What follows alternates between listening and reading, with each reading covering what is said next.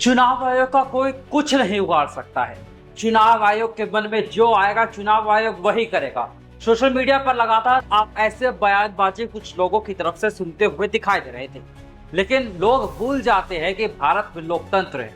जब जनता और विपक्ष अपने हक के लिए सड़कों पर आ जाता है तो संवैधानिक संस्था को भी झुकना पड़ जाता है।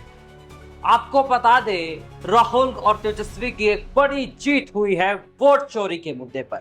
बिहार में एसआईआर की प्रक्रिया में राहुल की जीत क्या कहती? नमस्कार, मेरा नाम है तुषार शौरा।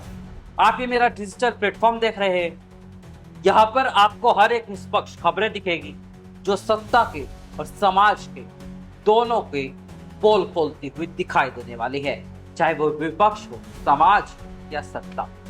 लेकिन आपको बता दें, बिहार में एसआईआर की प्रक्रिया जो चल रही थी, चुनाव आयोग से जो विपक्ष आंकड़ों की मांग कर रहा था, कौन से आंकड़े कैसे कटे हैं, कितने नए वोटर कितने आंकड़े कटे हैं, वो आंकड़े दीजिए। अब चुनाव आयोग को मजबूरन आंकड़े जारी करने पड़े हैं। आपको बता दें, आंकड़े जारी होने के बाद लगातार अब विपक्ष जो है खुशी बना रहा है और मोदी और शाह के खेमे में थोड़ी सी मायूसी छाई हुई। आपको बता दें, प्रधानमंत्री नरेंद्र मोदी और गृह मंत्री अमित शाह बिहार जाकर जिन बांग्लादेशियों घुसपैठियों की बात कर रहे थे, उनका एजेंडा चुनाव आयोग ने फेल ही कर दिया। चुनाव आयोग ने तो बता दिया कोई बांग्लादेशी रोहिंग्या है ही नहीं। जो करोड़ों का आंकड़ा दिया जा रहा था, लाखों का आंकड़ा दिया जाता प्रधानमंत्री नरेंद्र मोदी के जुबान से रैली में, क्यों? सवाल है। चुनाव आयोग की तरफ से सबसे पहले जो आंकड़े जारी किए गए हैं, वो आंकड़े मैं आपको बता देता हूं दोस्तों। 24 जून 2025 यानी एसआईआर की प्रक्रिया से पहले 7.89 करोड़ वोटर्स बिहार में। 1 अगस्त एसआईआर की प्रक्रिया जब खत्म हो गई, 1 अगस्त को आंकड़े जारी हुए, 7.24 करोड़ वोटर्स जो थे बिहार के सामने। बड़ा आंकड़ा कट गया था वोटर्स का। मीडिया में खूब बवाल हुआ, विपक्ष सड़कों पर उतरा।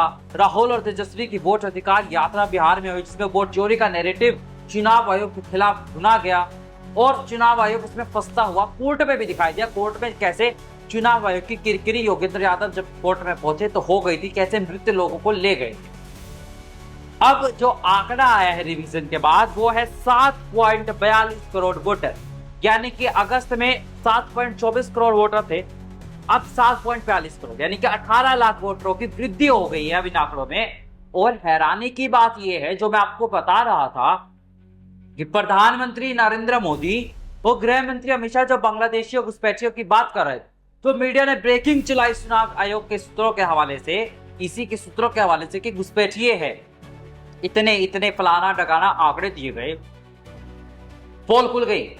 इंडियन एक्सप्रेस बताता है सोर्सेज के हवाले से, अपने आर्टिकल आप स्क्रीन पर मैं दिखा दूंगा आपको, 99% of the deletion were on the account of death, permanent migration and duplication, यानी कि 99% वोटर लिस्ट से नाम जो कटे हैं वो मृत्यु के कारण, परमानेंट बिहार छोड़कर जो लोग चले गए हैं वो, और तीसरा जो था डुप्लीकेट आईडी, यानी एक ही आदमी की 2-2 वोटर आईडी थी, उनके कटे। यहां पर बांग्लादेशियों का, रोहिंग्या का कोई नाम ही नहीं। फेक नैरेटिव गढ़ा गया प्रधानमंत्री नरेंद्र मोदी और गृह मंत्री अमित शाह के द्वारा। चुनाव आयोग का आंकड़ा तो यही बता। इसके बाद अगली बात मैं बताऊं तो पटना में अचानक से वोटर बढ़ गए।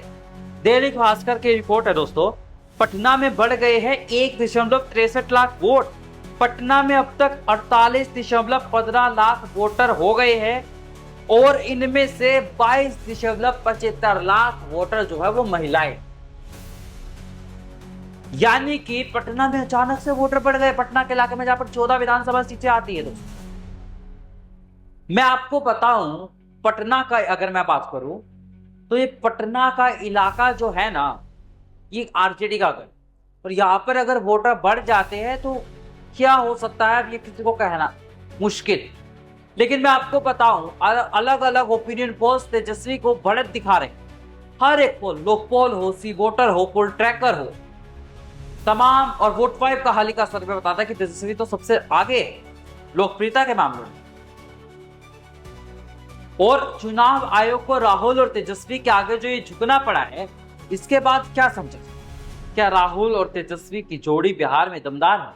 अब बिहार में नीतीश बाबू और मोदी की जोड़ी किस मुद्दे पर चुनाव लड़ेगी? बांग्लादेशियों का मुद्दा तो ध्वस्त कर दिया है चुनाव आयोग के आंकड़ों ने, वक्त बताएगा। लेकिन आप मेरी इस आजाद पत्रकारिता को समर्थन कीजिए, मेरे चैनल की वीडियो को शेयर कीजिए और चैनल को भी सब्सक्राइब कीजिए। धन्यवाद।